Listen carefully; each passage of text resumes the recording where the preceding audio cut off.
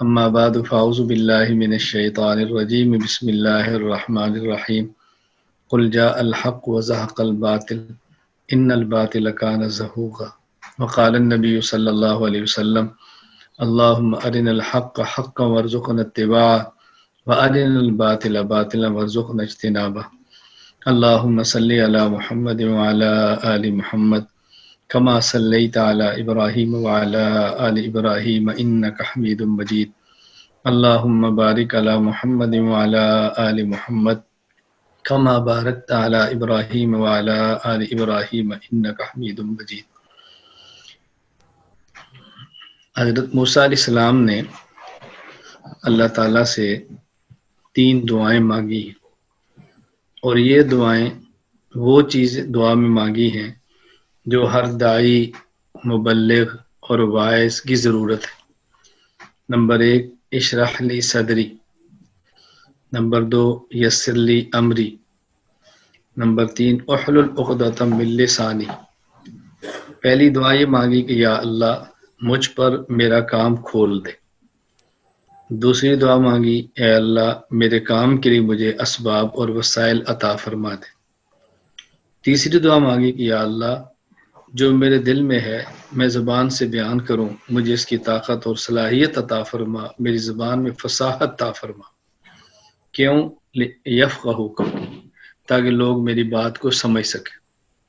معلوم ہوا کہ داعی اور مبلغ کی بنیادی 3 ضرورتیں ہیں۔ جس بات کی دعوت دیتا ہے وہ اس پر کھلا ہو، وہ کام اس پہ کھلا ہو، شرح صدر ہو۔ نمبر 2 اس کے لیے اسباب اور وسائل میسر ہوں۔ نمبر 3 اظہار ما فی الضمیر کی صلاحیت اور طاقت ہو۔ کیوں؟ یفقہوا قولی، تاکہ لوگ بات سمجھیں۔ میں ایک بات آپ کو سمجھانا چاہتا ہوں، تب سمجھا سکوں گا جب وہ بات مجھے خود سمجھ آئی ہو۔ پھر بات تو سمجھ آ گئی ہے، میں آپ سے ہزاروں کلومیٹر کے فاصلے پر دور بیٹھا ہوں، میں اپنی بات آپ تک کیسے پہنچاؤں؟ اس کے لیے مجھے اسباب اور وسائل چاہیے تاکہ آپ میری بات سن سکیں، آپ مجھے دیکھ سکیں۔ نمبر 3 مجھے بات سمجھ بھی آ گئی ہے، میرے پاس اسباب بھی ہیں، اب میرے پاس زبان بھی ہونی چاہیے کہ جو بات میرے دل و دماغ میں ہے وہ آپ کو سمجھا سکوں۔ آپ الحمدللہ علماء ہیں، فارغ ہیں، جامعات سے فارغ ہیں، آپ کا تعلیم کے اعتبار سے آخری سال ہے، پھر آپ مرکز میں تشریف لائے ہیں۔ سب سے پہلی بات یہ سمجھیں کہ مرکز کا کام کیا ہے۔ مرکز کا جو کام ہے وہ احقاق حق، ابطال باطل، حق کو دلائل سے واضح کرنا اور شبہات کا رد کرنا، باطل کا دلائل سے باطل ہونا دکھانا اور باطل کے شبہات کا رد کرنا، تاکہ کھل کر اور نکھر کر شریعت اور دین سامنے آئے۔ احقاق حق اور ابطال باطل یہ بنیادی چیز ہے، یہ ہمارا کام ہے۔ اب یہ کام جب سمجھ آئے گا، آپ کو شرح صدر ہوگا، تو لوگوں کی ملامت کی پرواہ نہیں کریں گے، لوگوں کے طعنوں کی پرواہ نہیں کریں گے، لوگوں کی مذمت کی پرواہ نہیں کریں گے، چونکہ کام سمجھ آیا ہوگا۔ ورنہ کوئی بندہ اس کو فرقہ وریت کہہ دے گا تو آپ دل چھوٹا کر کے بیٹھ جائیں گے، کوئی بندہ اس کے باہمی لڑائی کہے گا تو آپ کام دل چھوٹا کر لیں گے، کوئی بندہ اس کو دین میں نہ سمجھی کہے گا تو آپ لوگ پیچھے ہٹ جائیں گے۔ کیوں؟ کام سمجھ جو نہیں آیا۔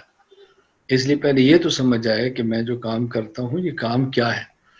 پھر آدمی ملامت کی پرواہ نہیں کرتا، طعنوں کی پرواہ نہیں کرتا، ہمت نہیں ہارتا، اپنے کام میں لگا رہتا ہے۔ پہلے اپنے کام سمجھنا ضروری ہے۔ تو ہمارے کام کا بنیادی جو چیز ہے وہ کیا ہے؟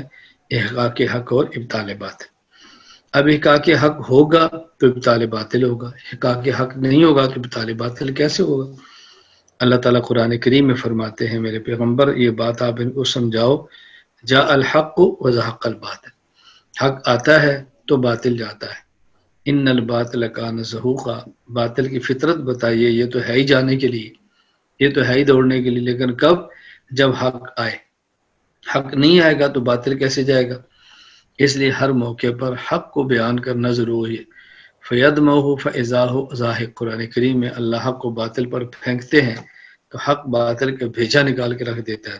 فَيَدْمَغ دماغ سے ہے، تو پھر حق چھا جاتا ہے، باطل دوڑ جاتا ہے. تو پہلی بات یہ ہے کہ حق سمجھ آئے، اور یہ سمجھ آئے کہ ہم کام کیا کرتے ہیں. حق بیان کریں گے تو باطل دوڑے گا، حق نہیں بیان کریں گے تو باطل نہیں دوڑے گا. اس کے لیے باطل سے مروب ہونے کی ضرورت نہیں ہے. اللہ پاک نے ہمیں حق دیا ہے اور دلائل کے ساتھ عطا فرمایا ہے. تو قرآن کریم میں اللہ تعالیٰ نے یہ بات سمجھائی ہے. جہاں کچھ چیزوں کو مانگنے کی بات کی ہے وہاں کچھ چیزوں سے پناہ بھی مانگی ہے. اب ظاہر ہے جو چیزیں مانگی ہیں یہ ملنی چاہیے وہ اللہ سے لے لیں، اور کچھ چیزیں جس سے پناہ مانگی ہے کہ اس سے بچنا ہے اس سے بچے، خیر کو لینا ہے اور شر سے بچنا ہے. بس یہ قرآن کریم کا ضابطہ ہے. فَمَن يَعْمَلْ مِثْقَالَ ذَرَّةٍ خَيْرًا يَرَهُ وَمَن يَعْمَلْ مِثْقَالَ ذَرَّةٍ شَرًّا يَرَهُ.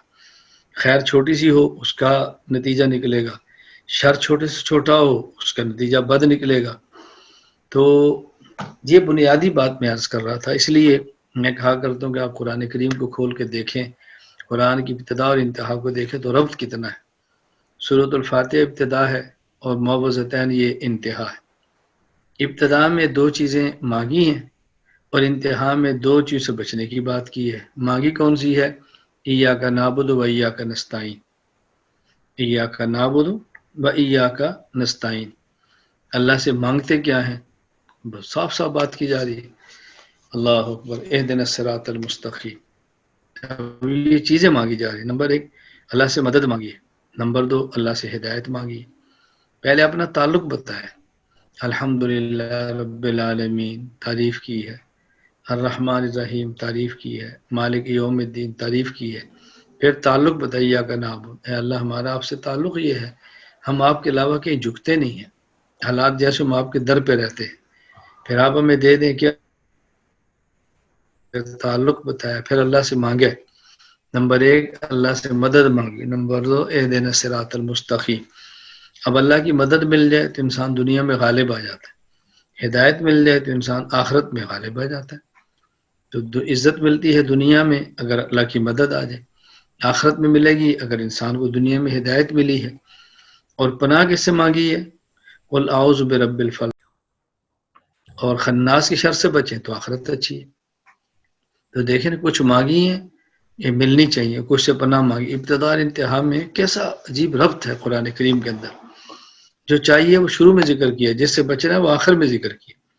استاد بیٹے کو، شاگرد کو کہتا ہے، باپ بیٹے کو کہتا ہے، حکیم مریض کو کہتا ہے بیٹا یہ کھایا کرو، اس سے بچا کرو، یہ کام کر لو، یہ نہیں کرنا. تو اللہ تعالیٰ نے بات سمجھائی ہے کہ یہ کرنا ہے یہ نہیں کرنا، یہ تمہیں چاہیے اس سے تم نے بچنا ہے. تو احقاق حق ابطال بات ہے ہمارا عنوان. ایک بات تو یہ سمجھے. دوسری بات یہ سمجھے کہ رسول اکرم صلی اللہ علیہ وسلم تو تمام امور میں کامل اور مکمل تھے. آپ کے جو شاگرد تھے صحابہ کرام رضی اللہ عنہم مجمعین، ان کا پھر آگے مزاج مختلف تھا. ان میں ایک صحابی تھے حضرت حذیفہ بن یمان رضی اللہ تعالیٰ عنہ. ان کا مزاج کیا تھا؟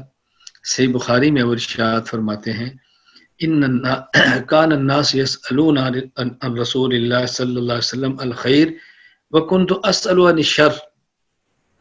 صحابہ کرام جو دوسرے ہیں وہ رسول اللہ صلی اللہ علیہ وسلم سے خیر کی باتیں معلوم کرتے تھے اور میں آپ سے شر کی باتیں معلوم کرتا تھا. صحابہ خیر کی باتیں پوچھتے اور میں شر کی بات پوچھتا. وہ خیر کیوں پوچھتے؟ تاکہ حاصل کرے امت میں پھیلائیں. میں شر کی بات کیوں پوچھتا؟ تاکہ اس امت کو بچاؤں. تو صحابہ کرام کا عام مزاج کیا ہے؟ خیر لو تاکہ پھیلا دو، اور شر سمجھو تاکہ امت کو اس سے بچا دو. تو یہ حذیفی مزاج ہے، فتنوں کو پڑھنا، فتنوں کو سمجھنا تاکہ امت کو فتنوں سے محفوظ رکھا جائے. یہ حذیفی مزاج ہے.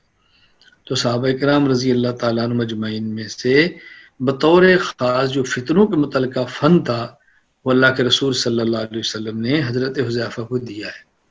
فتنوں کے متعلقہ معلومات رسول اللہ صلی اللہ علیہ وسلم نے حضرت حذیفہ کو دی.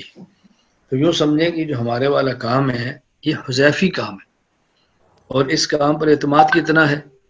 حضرت عمر رضی اللہ تعالیٰ عنہ مدینہ منورہ میں جنازہ آ جاتا ہے تو حضرت عمر رضی اللہ تعالیٰ عنہ پوچھتے ہیں کہ حذیفہ مدینہ میں ہیں؟ جی ہیں.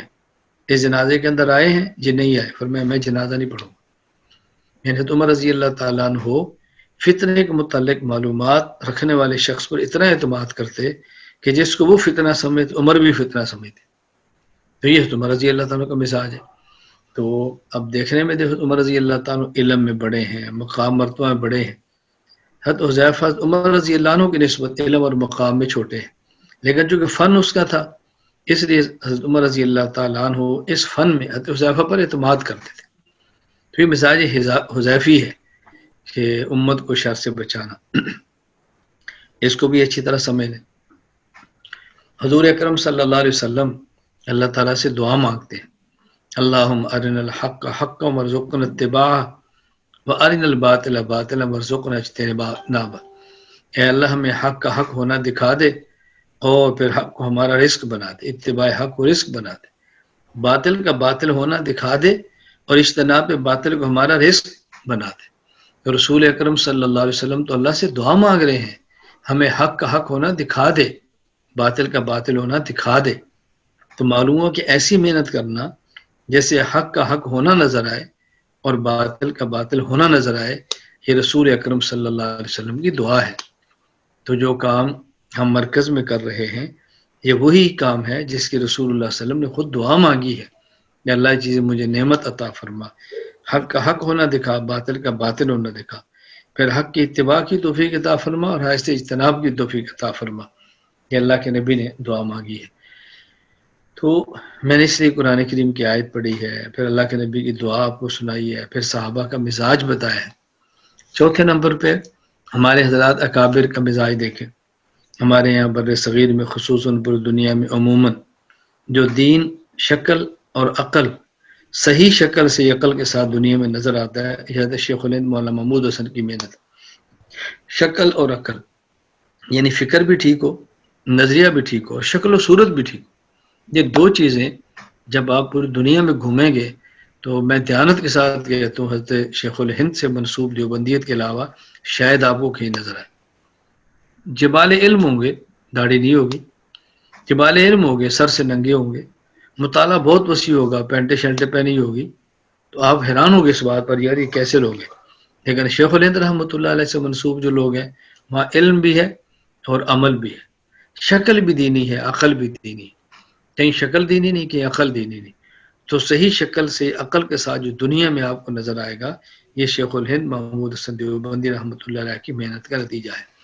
ان کی محنت حضرت تھانوی ہے، ان کی محنت حضرت مدنی ہے، ان کی محنت حضرت مفتی کفایت اللہ دہلوی ہے، ان کی محنت مولانا الیاس رحمۃ اللہ علیہ ہے، ان کی محنت علامہ کشمیری رحمۃ اللہ علیہ ہے. جو سب ان کی محنت کا نتیجہ تھے. تو میں صرف گزارش کر رہا ہوں کہ ہمارے اکابر علماء دیوبند کا یہ مزاج ہے، یہ مزاج ہے. شیخ الہند رحمۃ اللہ علیہ کا مزاج کیا تھا کہ آپ نے خارجی فتنوں کا مقابلہ کرتے ہوئے داخلی فتنوں سے آنکھیں بند نہیں کی. یعنی جب ان کی جنگ قادیانیت سے ہے، ان کی جنگ انگریز سے ہے، تو انہیں سب کو ساتھ ملا، ہندو بھی ساتھ ہے، ہر کسی کو ساتھ رکھے. لیکن جب اس ساتھ رکھنے کے نتیجے میں کسی نے کوئی کوشش کی ہے حملہ کرنے کی تو شیخ الہند نے اس کا جواب بھی دیا. آپ کے علم میں ہے کہ جب محمد حسین بٹالوی نے کتاب لکھی ہے تو اس نے ایک کتاب لکھی اور اس کتاب میں فی مسئلہ غالباً 1 روپے 10 روپے انعام لکھا. یعنی 10 اس نے مسائل کا اشتہار چھاپا، جس کا جواب دے گا میں اس کو اتنا انعام دوں گا. اس نے کتاب لکھی ہے. اب وہ حضرت شیخ الہند رحمۃ اللہ علیہ ان کا جواب دے رہے ہیں ادلہ کاملہ کے نام پہ. پھر اس نے ادلہ کاملہ کا جواب دیا شیخ رحمۃ اللہ علیہ کو، مفتاح الادلہ غالباً. شیخ الہند نے پھر اس کا ایضاح الادلہ کے نام سے جواب دیا. آج اس کا دنیا میں جواب غیر مقلد نہیں دے سکتے. تو دیکھو نا، شیخ الہند نے خارجی فتنوں کو دیکھتے ہوئے آپ نے داخلی فتنوں کا مقابلہ بھی کیا ہے، اس کو نظر انداز نہیں کیا. حضرت مدنی کو آپ دیکھیں، فتنہ مودودیت موجود ہے. حضرت تھانوی کو دیکھ لیں، حضرت سہارنپوری کو دیکھ لیں، ان سب اکابر نے اس پر کام کیا. اس لیے فتنوں کا تعاقب کرنا یہ قرآن کریم میں ہے، رسول اللہ صلی اللہ علیہ وسلم کے معمول میں ہے، صحابہ کرام رضی اللہ عنہم مجمعین کے مزاج میں ہے، اور ہمارے اکابر علماء دیوبند کثر اللہ سوادہم کی طبیعت کا حصہ ہے. تو یہی کام ہم نے اپنے ذمے لیا ہے، سوچ سمجھ کر لیا ہے، ایسے بے سمجھی میں نہیں لیا. اور ہمت کے ساتھ لی ہے، تو اللہ تعالیٰ ہمیں یہ کام کرنے کی توفیق عطا فرمائے۔ اس کام کرنے سے پہلے اس کام کا بیٹا سمجھنا ضروری ہے۔ میں اس لیے کہتا ہوں کہ آپ شرح صدر سے اس کام کرو، تو کریں گے نا بھی انشاءاللہ العزیز۔ کچھ بات سمجھ آ گئی آپ کو کہ نہیں؟ ہاں، بس یہ تخصص کا بنیادی مقصد یہی ہے کہ ان باتوں کو سمجھو اور آگے اس کو پھیلانے کی کوشش کرو۔ دل چھوٹا رکھو، دل بڑا کرو۔ اللہ تعالیٰ مجھے اور آپ سب کو بات سمجھنے کی، پھر عمل کرنے کی، آگے پھیلانے کی اللہ تعالیٰ توفیق عطا فرمائے۔